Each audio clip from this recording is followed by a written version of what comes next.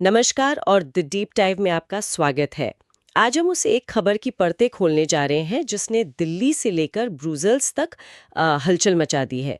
भारत और यूरोपीय संघ ने एक ऐसी ट्रेड डील पर साइन किया है जिसे media mother of all trade deals कह रहा है, यानी अब तक का सबसे बड़ा व्यापार समझौता।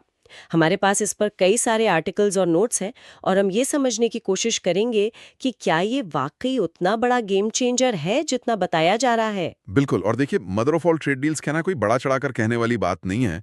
ये भारत का क्या कहते हैं 22वां ट्रेड एग्रीमेंट है। 22वां। जी। लेकिन इसे बाकी 21 के साथ रखना मतलब ये तो ऐसा है जैसे आप एक बस के सामने 21 साइकिलें खड़ी कर दें। अच्छा। आकार और असर में इसका कोई मुकाबला ही नहीं है। और ये बातचीत कोई कल शुरू नहीं हुई है, 2005 से अटकी पड़ी थी। ओहो, इतना लंबा समय। हाँ, 8 मुश्किल दौर की बातचीत हुई, उसके बाद जाकर ये मुमकिन हुआ है। अच्छा, तो इसे थोड़ा और आसान करते हैं। हम्म जब हम कहते हैं कि ये बड़ा है, हम्म तो इसका असल में मतलब क्या है? हम्म हम किन ताकतों की बात कर रहे हैं? हम बात कर रहे हैं दुनिया की चौथी सबसे बड़ी अर्थव्यवस्था यानी भारत, और दुनिया की दूसरी सबसे बड़ी इकोनॉमिक ब्लॉक। मतलब यूरोपियन यूनियन। हाँ, 27 देशों वाला यूरोपियन संघ। अगर आंकड़ों में देखें तो ये डील दुनिया की कुल जीडीपी का लगभग 10.5% कवर करती है। 10.5%। जी। मतलब दुनिया में हर 4 रुपए में से 1 रुपया इन दोनों के बीच के व्यापार से जुड़ा होगा। और ग्लोबल ट्रेड का करीब 1/3 हिस्सा इसके दायरे में आएगा। बाप रे। सीधी भाषा में कहूं तो व्यापार के मामले में भारत और यूरोप मिलकर अमेरिका को भी टक्कर दे सकते हैं। ये तो वाकई में बहुत बड़ा है। और इस डील की टाइमिंग भी बड़ी दिलचस्प लगी मुझे।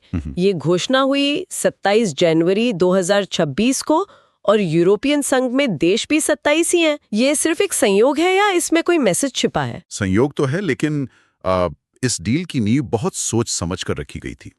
याद कीजिए, जब यूरोपीय संघ की प्रमुख Ursula von der Leyen Bharat के गणतंत्र दिवस समारोह में मुख्य अतिथि बनकर आई थी। हाँ बिल्कुल। वो सिर्फ एक औपचारिक दौरा नहीं था, असल में वहीं से इस डील की पटकथा लिखी जानी शुरू हो गई थी। हाँ, और उस परेड में एक तस्वीर थी जो शायद बहुत लोगों ने मिस कर दी, लेकिन उसका मतलब बहुत गहरा था। पहली बार भारत के गणतंत्र दिवस परेड में कर्तव्य पथ पर एक सैन्य टुकड़ी के साथ यूरोपीय संघ का झंडा लहरा रहा था। ये पहले कभी नहीं हुआ। और वो तस्वीरी एक तरह से सब कुछ कह देती है। वो सिर्फ एक झंडा नहीं था, वो एक ऐलान था, एक संदेश कि ये सिर्फ चीजें खरीदने बेचने का समझौता नहीं है। ये एक रणनीतिक साझेदारी की शुरुआत है। ये विश्वास का प्रतीक है जो दिखाता है कि अब दोनों पक्ष रक्षा और सुरक्षा जैसे मतलब संवेदनशील मामलों पर भी साथ काम करने को तैयार हैं। ठीक है, तो ये सब सुनने में बहुत बड़ा और जियोपॉलिटिकल लगता है। जीडीपी, ट्रेड वॉल्यूम, रणनीतिक साझेदारी। लेकिन मैं सोच रही थी कि अगर कल कोई आम इंसान मॉल जाता है या कार खरीदने की सोचता है, तो क्या उसकी जेब पर इसका कोई सीधा असर पड़ेगा? मतलब आम आदमी को इससे क्या मिलेगा? बिल्कुल पड़ेगा। सबसे सीधा और पहला असर ये होगा कि यूरोप से आने वाला बहुत सा सामान सस्ता हो जाएगा। इसका सबसे बड़ा उदाहरण है लग्जरी कारें। अच्छा। ऑडी, बीएमडब्ल्यू, मर्सिडीज जैसी गाड़ियों पर भारत में इंपोर्ट ड्यूटी इतनी ज्यादा है कि वो अपनी असल कीमत से लगभग दोगुनी हो जाती हैं। इस डील के तहत ये ड्यूटी धीरे धीरे घटाकर सिर्फ 10% पर लाई जाएगी। 10%? ये तो बहुत बड़ा कट है। मतलब इन कारों की कीमतें काफी कम हो सकती हैं। हाँ, लेकिन एक शर्त के साथ। एक कोटा तय किया गया है कोटा? कैसा कोटा? कि हर साल 2.5 लाख कारें ही इस घटी हुई दर पर भारत आ सकेंगी। इसके अलावा जो लोग यूरोपियन वाइन और बियर के शौकीन हैं, उनके लिए अच्छी खबर है। अच्छा, वो कैसे? वाइन पर लगने वाले 150% का भारी भरकम टैरिफ, 150%, जी। वो अब घटकर 20 से 30% पर आ जाएगा। मतलब अब तक अच्छी यूरोपियन वाइन पर इतना टैक्स था कि बॉटल की कीमत से ज्यादा तो सरकार का हिस्सा होता था। अब वो बदलेगा और बियर पर भी टैक्स आधा होकर 50% रह जाएगा। ये तो ही कंज्यूमर की बात, लेकिन इंडस्ट्रीज का क्या, जो छोटी बड़ी कंपनियां भारत में सामान बनाती हैं? उनके लिए भी बहुत बड़ी राहत है। सोचिए, अभी तक यूरोप से मशीनरी मंगाने पर 44% तक का टैक्स लगता था। 44%? और केमिकल पर 22% तक। ये सारा टैक्स अब लगभग खत्म हो जाएगा। इसका सीधा मतलब है कि भारत में फैक्ट्री लगाने और सामान बनाने की लागत कम होगी, जो मेक इन इंडिया के लिए एक बूस्टर डोज जैसा है। ठीक है, तो मतलब यूरोप से आने वाला सामान सस्ता होगा, ये तो हुई लेने की बात। लेकिन इस सौदे में हम दे क्या रहे हैं? हमारे जो एक्सपोर्टर्स हैं, जो दिन रात मेहनत करके सामान बनाते हैं, उनकी जेब में क्या आएगा? देखिए, यहीं पर इस डील का असली पोटेंशियल छिपा है। भारत के कई सेक्टर्स के लिए यूरोप के दरवाजे पूरी तरह खुल जाएंगे। सबसे पहले तो जेम्स एंड ज्वेलरी सेक्टर, सूरत और जयपुर के हमारे हीरा कारोबारियों को यूरोपीय बाजार में 100% ड्यूटी फ्री पहुंच मिलेगी। 100% ड्यूटी फ्री? जी, ये उनके लिए जैकपॉट जैसा है। और हमारे टेक्सटाइल और लेदर सेक्टर का क्या? यहाँ तो लाखों लोगों को रोजगार मिलता है।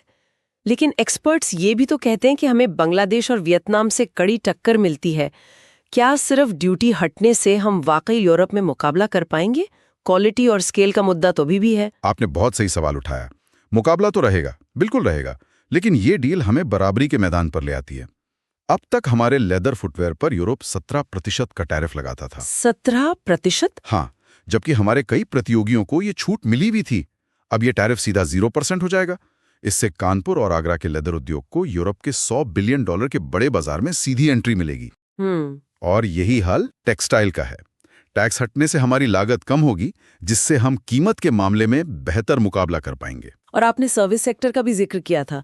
हमारी आईटी कंपनियों के लिए क्या मौके हैं? भारत की आईटी कंपनियों जैसे इन्फोसिस और टीसीएस के लिए यूरोप में काम करना और आसान हो जाएगा।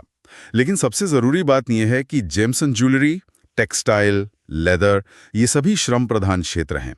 ये वो सेक्टर हैं जो मशीनों से ज्यादा इंसानों को काम देते हैं। इसका सीधा मतलब है कि महाराष्ट्र, कर्नाटक, गुजरात जैसे राज्यों में एमएसएमई सेक्टर को बढ़ावा मिलेगा। एमएसएमई यानी micro, small and medium enterprises, यानी छोटे और मंझले उद्योग। ये भारत में रोजगार की रीढ़ हैं। इस डील से इन छोटे उद्योगों को बड़े ऑर्डर मिलेंगे, जिससे लाखों नए रोजगार पैदा होने की उम्मीद है। तो एक तरफ तो हमारे कारीगरों और छोटे उद्योगों के लिए यूरोप के दरवाजे खुल रहे हैं, लेकिन इसी डील का एक और पहलू है जो पर्दे के पीछे चल रहा है और जिसने अमेरिका की नींद उड़ा रखी है, और वो जुड़ा है तेल से। ये बात मुझे बहुत दिलचस्प लगी कि भारत अपनी जरूरत का 85% कच्चा तेल बाहर से खरीदता है, लेकिन फिर भी हम यूरोप को रिफाइंड तेल बेच रहे हैं। ये पहेली समझ नहीं आई। ये भारत की जियोपॉलिटिकल जुजित्सु का, यूं समझिए, बेहतरीन उदाहरण है। जुजित्सु? हाँ, जुजित्सु में आप अपने विरोधी की ताकत का इस्तेमाल उसी के खिलाफ करते हैं। यहाँ भी कुछ ऐसा ही हो रहा है। देखिए, रूस यूक्रेन युद्ध के बाद पश्चिमी देशों ने रूस पर प्रतिबंध लगा दिए, खासकर उसके तेल पर। यूरोप सीधे रूस से तेल नहीं खरीद सकता था। हाँ, ये तो सबको पता है। लेकिन भारत पर ऐसा कोई प्रतिबंध नहीं था। तो भारत ने क्या किया, हमने रूस से भारी डिस्काउंट पर सस्ता कच्चा तेल खरीदना शुरू कर दिया। अच्छा। फिर उस सस्ते कच्चे तेल को हम अपनी विशाल रिफाइनरियों जैसे जामनगर में रिलायंस की रिफाइनरी में लाते हैं। यहाँ उसे रिफाइन करके पेट्रोल, डीजल और हवाई जहाज का ईंधन, मतलब टर्बो फ्यूल जैसे प्रोडक्ट्स में बदला जाता है। और फिर इन रिफाइंड प्रोडक्ट्स को हम यूरोप को बेच देते हैं। बिल्कुल, और वो भी प्रीमियम कीमत पर।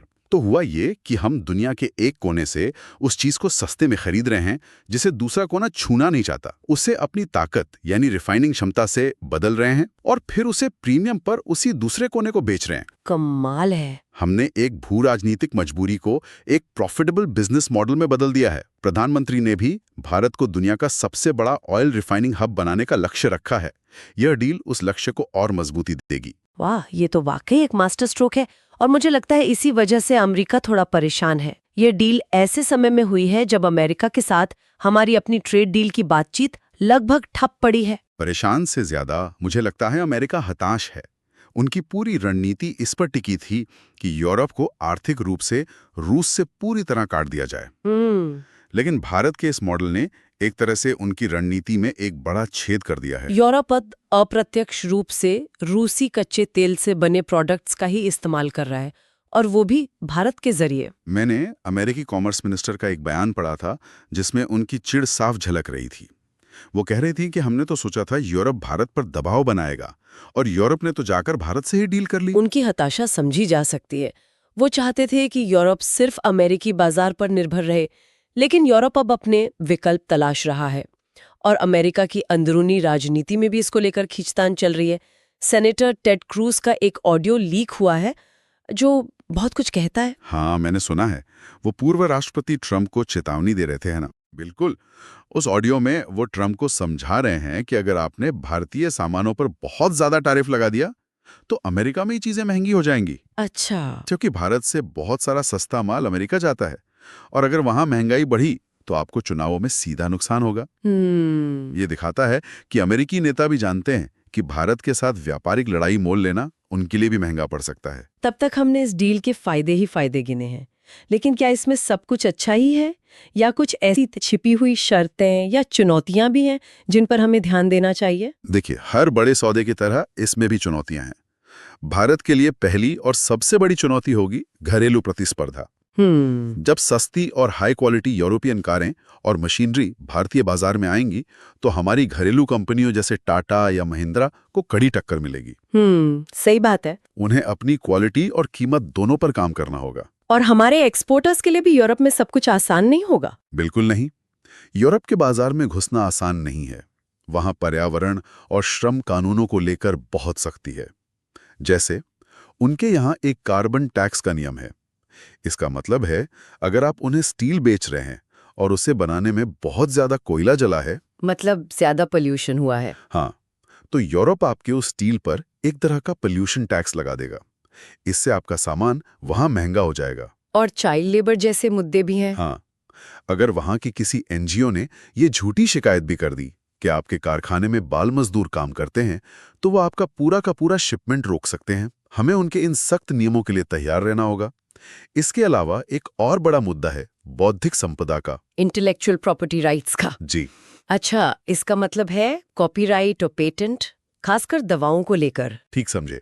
भारत दुनिया की फार्मेसी कहलाता है क्योंकि हम सस्ती जेनेरिक दवाएं बनाते हैं। वहीं यूरोप की बड़ी फार्मा कंपनियां चाहती हैं कि उनकी दवाओं पर पेटेंट लंबे समय तक बना रहे ताकि वो महंगी बिकें। इस डील में अभी तो ये मुद्दा शांत है, लेकिन भविष्य में जेनेरिक दवाओं को लेकर बड़ा टकराव हो सकता है। और क्या यूरोप के लिए कोई चुनौती नहीं है? भारत का सस्ता माल उनके बाजारों में जाएगा, उनके उत्पादकों को भी तो डर लगेगा। जरूर लगेगा। भारत का सस्ता टेक्सटाइल, लेदर और कृषि उत्पाद उनके स्थानीय किसानों और उत्पादकों के लिए एक बड़ा खतरा बन सकता है। इसके अलावा सर्विस सेक्टर में जब भारत के टैलेंटेड प्रोफेशनल्स यूरोप जाएंगे तो वहां भी नौकरियों को लेकर चिंता बढ़ सकती है। लेकिन इन सब के बीच भारत ने एक बहुत ही समझदारी वाला कदम उठाया है। वो क्या? भारत ने डेयरी सेक्टर को इस पूरी डील से बाहर रखा है। डेयरी सेक्टर को? हाँ, यूरोप अपने डेयरी प्रोडक्ट्स, खासकर चीज और मिल्क पाउडर को भारत में बेचना चाहता था, लेकिन भारत सरकार ने साफ कर दिया कि हम अपने करोड़ों किसानों और पशुपालकों के हितों से कोई समझौता नहीं करेंगे। ये दिखाता है कि भारत ने इस बार बहुत मजबूती से बातचीत की है। तो कुल मिलाके ये एक बड़ी जीत है, लेकिन आगे का रास्ता चुनौतियों से भरा है। निसंदेह ये एक ऐतिहासिक उपलब्धि है, इसमें कोई शक नहीं, लेकिन इसका पूरा असर दिखने में समय लगेगा। रातों रात कुछ नहीं बदलेगा। हमारे एक्सपोर्टर्स को यूरोप में नए बाजार बनाने, नए रिश्ते बनाने और अपनी पकड़ मजबूत करने में वक्त लगेगा। हो सकता है कि शुरुआती दौर में यानी 2026 में अमेरिका को हमारा निर्यात थोड़ा कम हो जाए और हमें थोड़ी मुश्किल हो, क्योंकि सारा ध्यान यूरोप पर होगा। बिल्कुल, बाजार को बदलने में समय लगता है। तो आज की बातचीत को यहीं रोकते हैं। ये साफ है कि ये डील सिर्फ एक आर्थिक समझौता नहीं, बल्कि शतरंज की बिसात पर एक बड़ा जियोपॉलिटिकल दांव है। और जाते जाते एक सवाल सबके लिए छोड़ जाते हैं, जैसे जैसे दुनिया के पुराने पावर बैलेंस बदल रहे हैं, क्या भारत ईयू जैसी ये बड़ी आर्थिक साझेदारियां ही अब भू राजनीतिक शक्ति का नया हथियार बन जाएंगी? और क्या ये अमेरिका जैसे देशों को अपनी ट्रेड पॉलिसीज पर दोबारा सोचने को मजबूर करेगा, या फिर दुनिया अपने अपने व्यापारिक गुटों में और ज्यादा बंट जाएगी? सोचने के लिए बहुत कुछ है। अगली बार फिर मिलेंगे एक नए